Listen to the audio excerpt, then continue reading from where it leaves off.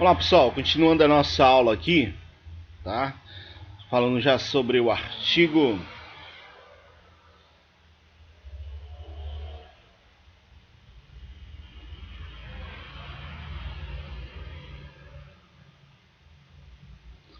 do artigo 13 aqui do nosso capítulo 1 da 414.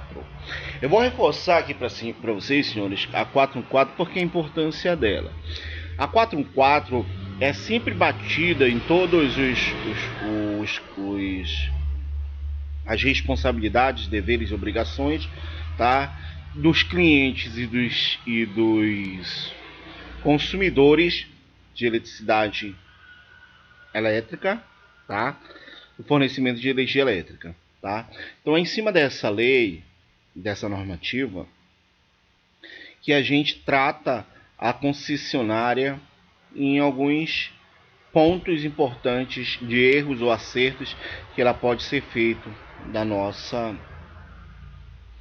unidade. Em outras palavras, ainda é aqui que eu vou confirmar ou não se a concessionária está fazendo corretamente, tá? Porque se ela estiver fazendo errado, ou seja, fora o padrão da 414, ela é submetida às penalidades, ok? Então vamos lá. Falando sobre o artigo 13 aqui, os critérios deferidos no artigo 12, que a gente tratou ainda agora, sobre as cargas de ligações na rede secundária, na rede de até 69 e a rede acima de 69 kW, com a potências respectivamente até 75 kW, de 75 a 2.500 e acima de 2.500 kW, certo? Então nós temos aqui a unidade consumidora com carga acima de 500 kW tiver equipamentos que, pela característica de funcionamento ou potência, possa prejudicar a qualidade do fornecimento a outros consumidores. O que seria isso, senhores? Às vezes, quando a gente liga para a concessionária e vai tratar sobre queda de energia elétrica, sempre os atendentes perguntam: tem algum próximo dessa casa uma serralheria? Próximo dessa casa alguma instalação que consuma, tem um alto consumo de eletricidade?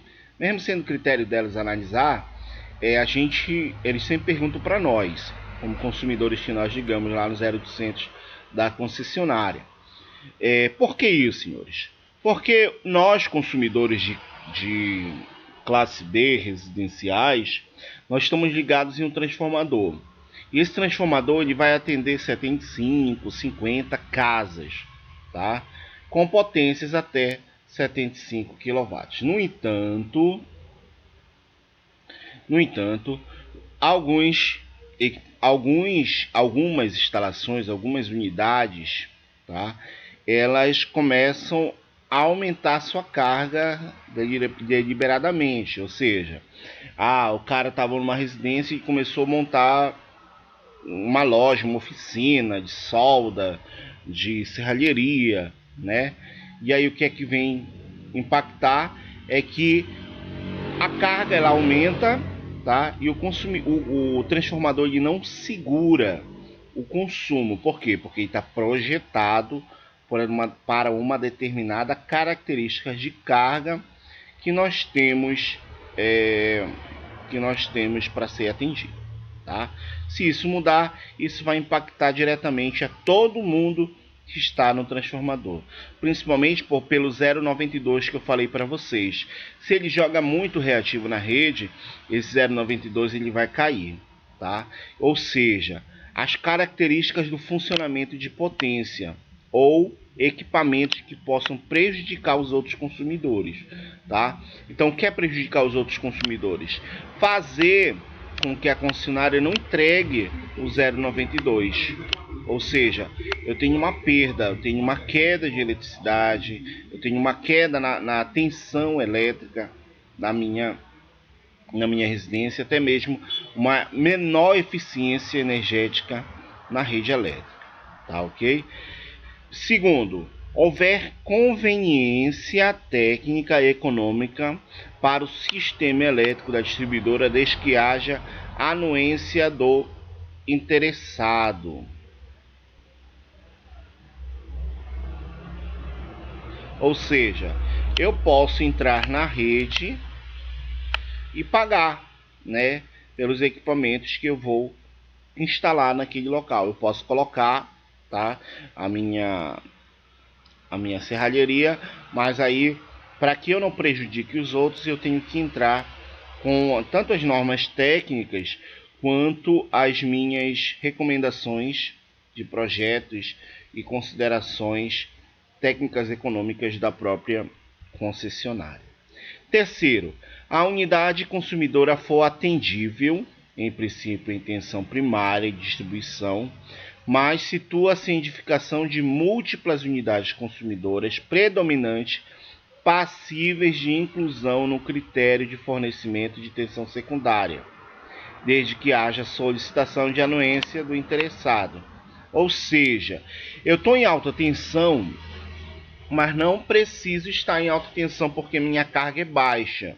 Exemplo de uma atividade que eu estou fazendo, o cara diminuiu a carga e está em alta tensão, não necessita, tem que fazer a troca, ou seja, tem que fazer solicitação para que possa ser colocado na rede de baixa tensão. O interessado optar por tensão diferente das estabelecidas no artigo 12, desde que haja viabilidade técnica, tá ok? A viabilidade técnica é um assunto muito tratado nas nossas concessionárias, ok? Então, para eu solicitar uma nova ligação, eu tenho que montar todo o relógio, tenho que montar todo o padrão, perdão, e solicitar a viabilidade, a vistoria técnica. Aí vem aqui verificar se está tudo certo. Em algumas situações, eu tenho que fazer a solicitação de viabilidade técnica. O que seria isso? Eu tenho que fazer uma documentação, assinar como responsável técnico, você como técnico, eu como engenheiro, tá? E solicitar à concessionária a viabilidade disso. Então você preenche toda a documentação, que é que eu vou colocar essa documentação na tarefa de vocês também, tá? Vocês preenchem toda a documentação e encaminham via e-mail para a concessionária. A partir de então, ela vai fazer toda uma análise e, se tiver dentro dos parâmetros que ela atende, ela vai dar uma viabilidade técnica positiva ou vai dar uma negativa na viabilidade técnica, ou seja, ela vai recusar aquela viabilidade técnica, certo? Mas tudo isso via e-mail, para os profissionais que atendem lá da nossa concessionária. Toda uma documentação deve ser colocada. Documentos pessoais, documentos de projeto, documento que vem da própria concessionária, tudo isso tem que ser preenchido corretamente para que essas viabilidades técnicas possam ser atendidas. Tá? Então vamos falar agora sobre o ponto de entrega de energia elétrica. Já sabemos quem são essas cargas, quais são os grupos B, grupo A, classe B, os subgrupos, tá? Quem é ligado em média tensão, quem é ligado em alta tensão, quem é ligado em baixa tensão. E agora nós vamos fazer os pontos de entrega dessa eletricidade. O ponto de entrega é a conexão do sistema elétrico da distribuidora com a unidade consumidora e situa-se no limite da via pública com a propriedade onde está localizada a unidade consumidora, tá? Então ela fica no limite, ou seja, fica na calçada, tá? No limite da calçada, onde ficam os nossos postos, que são os nossos pontos de entrega e os pontos de conexão do sistema elétrico. Então, exceto quando é que vai ser exceções não ter essa entrega a partir do poste? Primeiro, existe propriedade de terceiros em área urbana entre a via pública e a propriedade onde esteja localizada a unidade consumidora. caso em que o ponto de entrega se situará no limite da via pública com a primeira propriedade. Vamos pensar que eu tenho uma propriedade privada, vamos pegar uma invasão. Tem uma invasão, uma propriedade privada, ainda está tendo uma briga judicial em torno daquele terreno, mas foi invadido. A concessionária ela não vai colocar o poste, porque tem que ser via pública, tá? Via pública. Eu tô uma casa, tem uma casa que está a 80, 100 metros da rua, uma fazenda não, um sítiozinho aí perto da zona urbana, que a rua passa a 150, 100 metros de distância. Então o que a concessionária faz? Ela vai ligar você lá na via pública, no limite da via pública. A partir de todos os postes internos que você tem que colocar, vai ser de responsabilidade do próprio cliente. Ok? Então sempre no limite da via pública.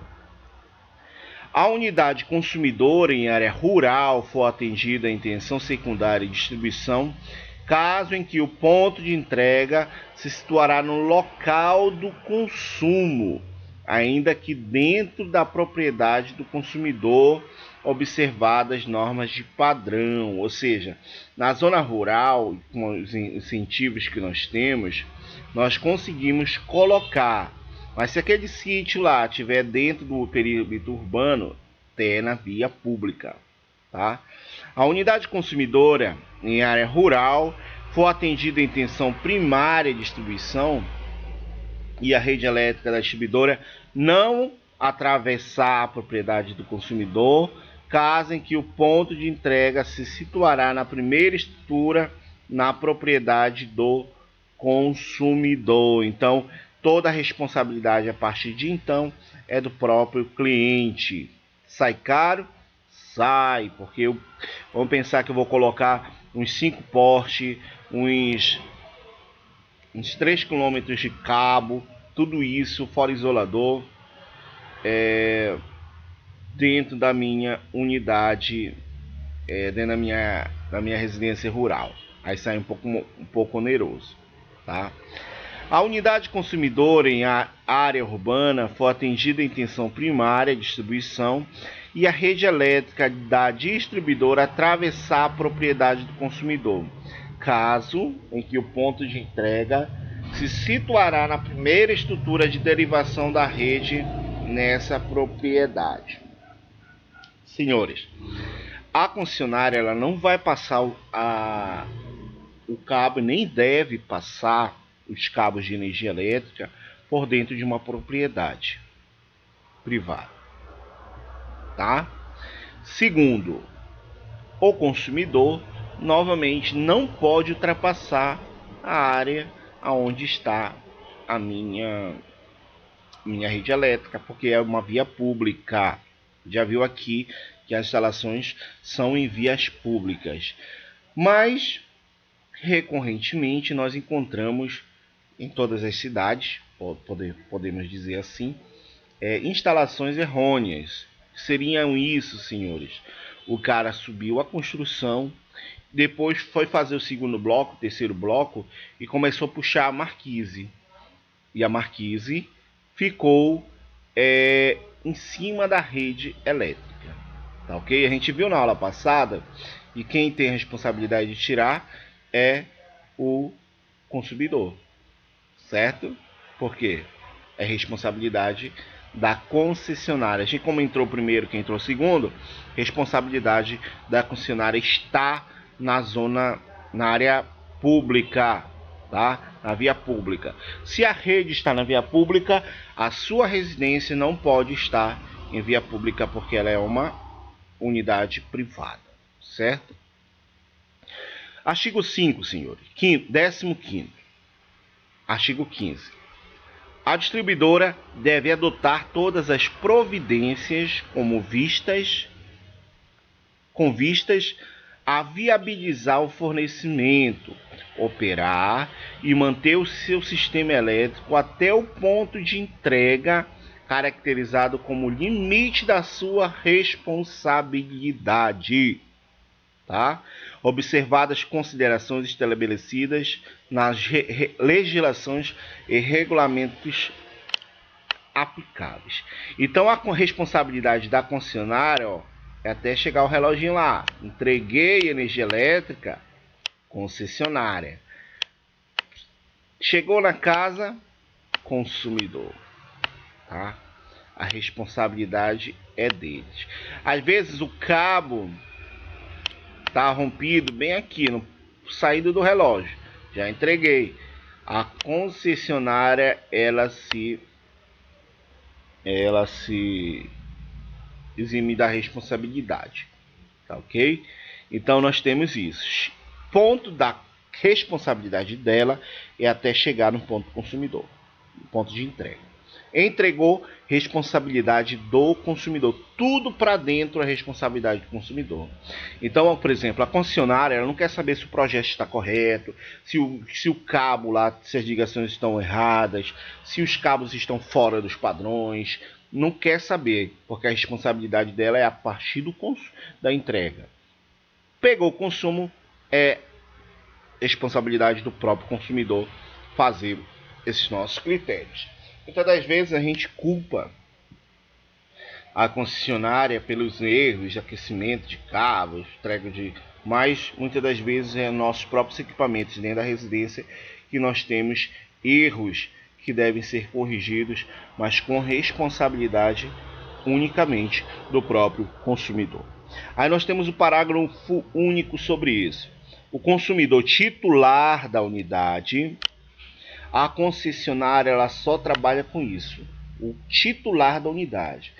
Oi, eu estou morando, o prédio não é meu, unidade não é minha e eu não posso responder. Não pode. Pode responder se tiver uma procuração para responder sobre a unidade. Então, eu sempre aconselho vocês, como técnico, forem tratar de qualquer responsabilidade, fazer-se uma procuração específica, tá? Eu vou tratar naquela unidade lá, eu vou fazer a correção naquela unidade. E se não está no seu nome, faz uma procuração, registra-se em cartório para poder tratar junto à concessionária sobre essas irregularidades, sobre alguma atividade que você vai fazer. Então, ela não atende pessoas que não sejam ou titular ou procurador dessas nossas unidades, tá? Então nós temos o consumidor titular da unidade consumidora do grupo A é responsável pelas instalações necessárias ao abaixamento de tensão, transporte de energia, proteção dos sistemas, além do pronto de entrega. Se eu quiser fazer qualquer alteração, responsabilidade do cliente. Ela só está lá para entregar. Eu vou ter alguma interferência na rede, proteção. Eu preciso transportar minha energia para um local mais distante, é meu, como consumidor, né? Eu baixar o nível de tensão também é meu. O que seria baixar o nível de tensão? Eu estou entregando em 13.8.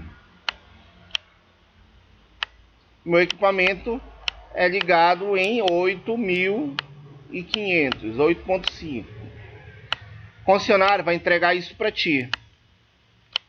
Aqui tu tem que ter o transformador para chegar nesse nível de tensão. A responsabilidade é tua, ok? Como consumidor. Subestação compartilhada, tá? Que seria uma subestação compartilhada. Nós, como clientes de classe B, nós temos uma subestação compartilhada pela concessionária. Então, no porte onde está meu trafo, meu não, da concessionária, o transformador da concessionária, ele é colocado em várias unidades consumidoras, ok? Então, ela é compartilhada, mas a unidade da concessionária. A partir de quando o cliente da classe A que necessita de um transformador, ele também pode ser compartilhado, mas com algumas restrições, que é que nós vamos tratar aqui, tá? Primeiro, o fornecimento de energia elétrica a mais de uma unidade consumidora, o C. Onde eu falar o C, você já sabe que é unidade consumidora. No grupo A, pode ser efetuado por meio de subestação compartilhada, desde que atendidos os requisitos técnicos das distribuidoras e observadas as seguintes condições. Primeiro, as unidades consumidoras devem estar localizadas em uma mesma propriedade ou propriedades contíguas, ou seja, seguindo, se ela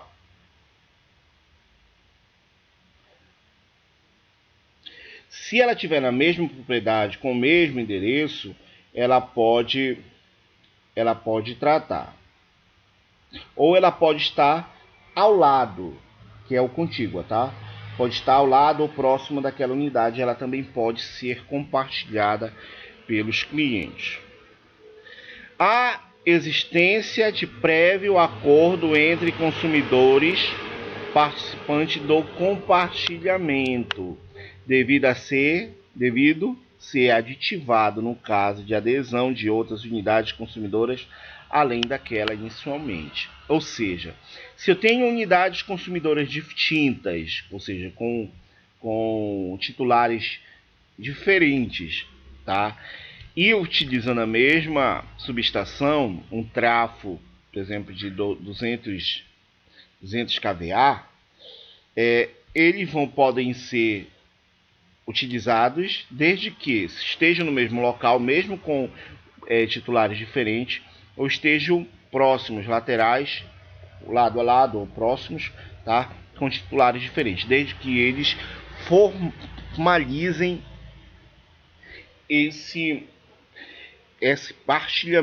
compartilhamento dessa unidade de subestação. Seção 8. Os empreendimentos com múltiplas unidades consumidoras, que a gente tratou lá na outra aula, na aula passada, quando eu falei que o cliente, que o titular da unidade, ele pode ter uma ou pode ter várias unidades consumidoras, tá, ok? Então vamos lá. Artigo 17, falando sobre as múltiplas unidades consumidoras. Eu tenho uma normativa somente para isso da concessionária, não é da legislação, é da concessionária, tá? Tem uma normativa da concessionária. Em empreendimentos com múltiplas unidades, cuja a utilização da energia elétrica ocorra de forma independente, cada um consome o seu, cada fração caracterizada por uso individualizado constitui uma unidade consumidora. Exemplo, um prédio. Tem um prédio, tem o consumidor 1, apartamento 2, 3, 4, 5, 6. Tenho 8 apartamentos nesse prédio aqui, tá? Ele não vai ter um relógio para cada um, tá? Cada um vai ser um consumo individual, tá?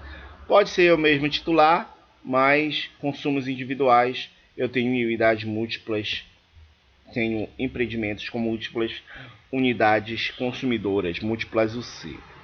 As instalações para o atendimento das áreas de uso comum constituem uma unidade consumidora de responsabilidade do condomínio, da administração ou do proprietário do empreendimento.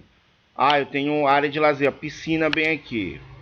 Eu tenho uma unidade consumidora, mas ela vai ser de responsabilidade do proprietário ou do condomínio, ou seja, aquela taxa de condomínio que a gente paga, tá? São os que é de responsabilidade comum, tá? Que são áreas comuns aqui, que elas são divididas por todos os outros consumidores. O empreendimento com múltiplas unidades consumidoras, cuja atividade predominantemente seja comercial, industrial ou de prestação de serviço,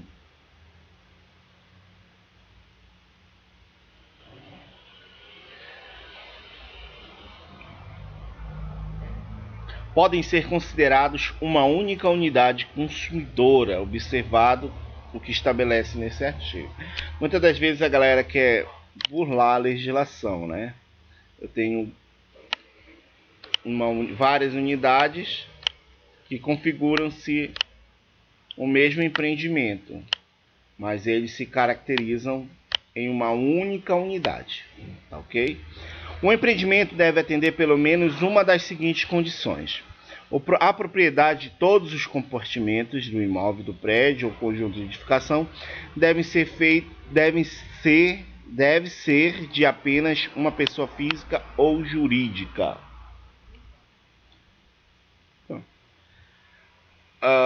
Então, ela tem que ser uma única pessoa, tá? Ela pode ser uma única pessoa. Aí ela configura. As unidades consumidoras devem pertencer ao mesmo condomínio edilício,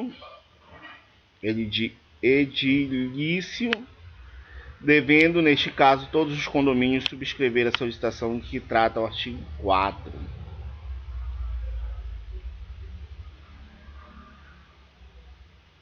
Tá? Então, se, por exemplo, eu tiver só um cliente aqui, ó, um titular, é considerado como uma única. Ele pode subir, por exemplo, até mesmo de classe. A administração do empreendimento, regularmente constituída, deve se responsabilizar pelas obrigações decorrentes do atendimento, seja nas áreas comuns dos seus integrantes. Terceiro, o valor da fatura relativa ao fornecimento ou conexão e uso do sistema elétrico deve ser rateado entre todos os integrantes sem qualquer acréscimo, ou seja, eu vou parcelar, dividir a fatura com todos os outras unidades que estão alocadas naquele local. Por exemplo, a área comum deu R$100, tem 10 condomínios, R$10 para cada um, seria uma taxa de R$10 para cada um, sem acréscimo, tá? Mas muitas das vezes as pessoas, os condomínios, eles colocam uma taxa, e dentro dessa taxa já está aquele valor lá. Pode ser que ele seja maior, pode ser que ele menor, mas fica uma taxa fixa de condomínio que a gente paga. A administração deve manifestar-se por escrito sobre a opção do fornecimento de energia elétrica nas condições previstas nesse fornecimento. Ou seja, a gente tem que fazer a notificação para a concessionária que o empreendimento vai tratar dessa maneira.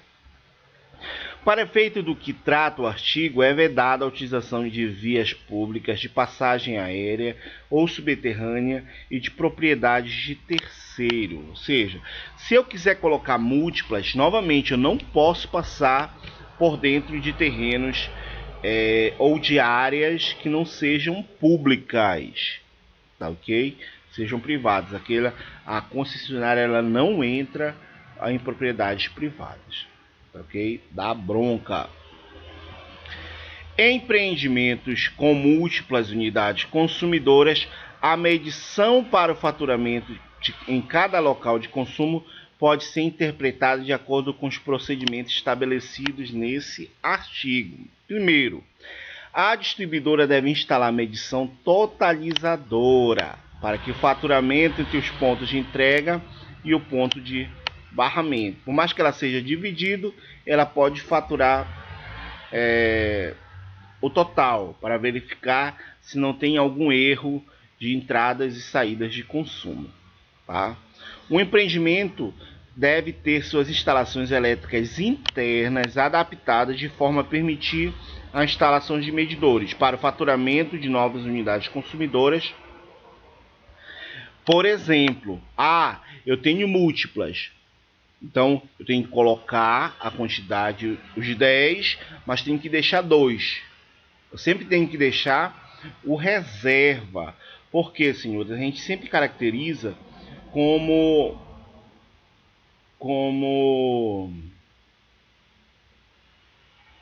que o empreendimento ele pode ser ampliado, tá? E fica ainda o quadro reserva para que possa colocar ainda mais unidades consumidoras aí.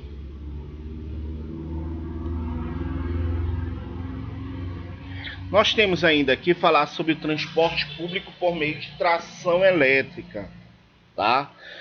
Unidades consumidoras prestadoras de serviço de transporte público por meio de tração elétrica que pode operar interligadas, observando que, primeiro, a interligação elétrica condiciona a observância dos requisitos técnicos de segurança previstos em normas padrões de todas as distribuidoras cujas áreas de concessão ou permissão se situam em qualquer unidade de consumidoras interligadas. Isso aqui é um exemplo do nosso metrô, tá? Ele tem que estar com todas essas nossas observâncias. Mas quem atende ele, o metrô, a concessionária do metrô, a concessionária do trem, é a concessionária de energia elétrica, tá? Iluminação pública, tá?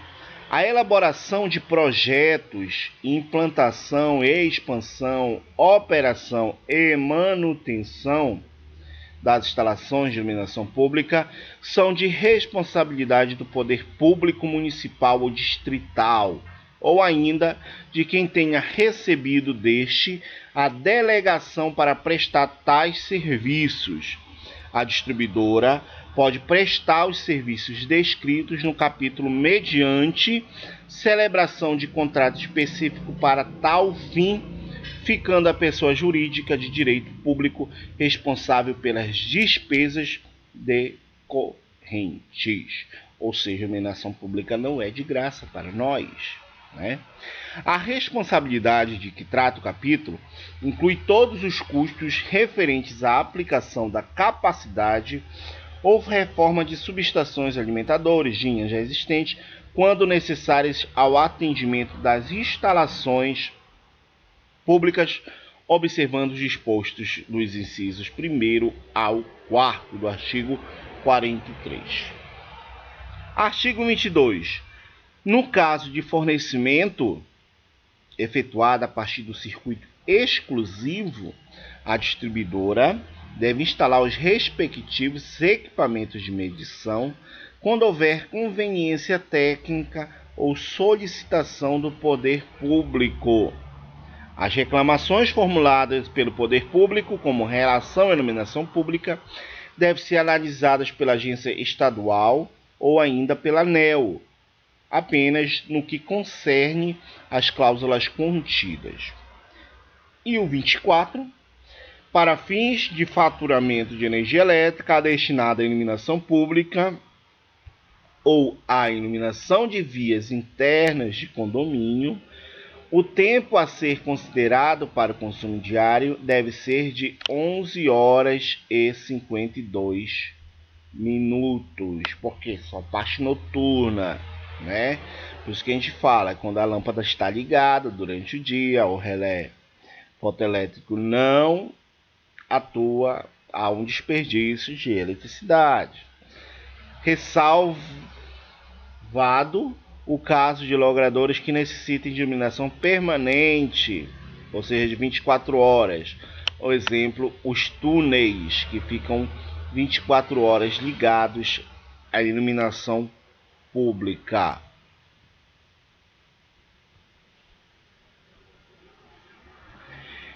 O tempo a ser considerado para o consumo diário pode ser diferente do estabelecido no capítulo passado. Após estudo realizado pelo consumidor, a distribuidora junto aos observatórios nacionais devidamente aprovado pela ANEEL. A tarifa de aplicação de fornecimento de energia elétrica para iluminação pública é a tarifa B4A, então é classe B, subgrupo B4A. E para fins de faturamento de energia elétrica consumida pelos equipamentos auxiliares de iluminação pública, deve ser calculada com base das normas da Associação Brasileira de Normas Técnicas, a nossa ABNT, em dados do fabricante dos equipamentos ou ensaios realizados em laboratórios credenciados pelo órgão oficial, devendo as condições pactuadas constatarem do contrato. Então, quando a gente se trata de iluminação pública, eu tenho toda essa documentação, toda essa normativa tratando sobre ela, tá? Quantidade de tempo, quem é que vai pagar, como é que deve fazer as medições para que possa ser faturada tá? Medida e distribuída em geral por todos nós consumidores. Por isso que vem lá na nossa conta a contribuição de iluminação pública. Certo, senhores? Esse aqui a gente encerra o nosso capítulo 1. E o próximo passo, na nossa próxima aula, na próxima quinta aula, nós temos já a introdução do capítulo 2. E agora a gente vai detalhar todos os deveres e direitos de cada item dessa nossa normativa 414. Desde já agradeço até aqui a presença de todos. Qualquer dúvida, só chamar no WhatsApp, tá? Chama lá no WhatsApp, de preferência no PV, e a gente tem esses nossos dados para que a gente possa solucionar as nossas dúvidas, certo? Desejo desde já uma ótima semana, bom dia a todos, excelente dia, bom estudo e vamos para frente. Cuidem-se.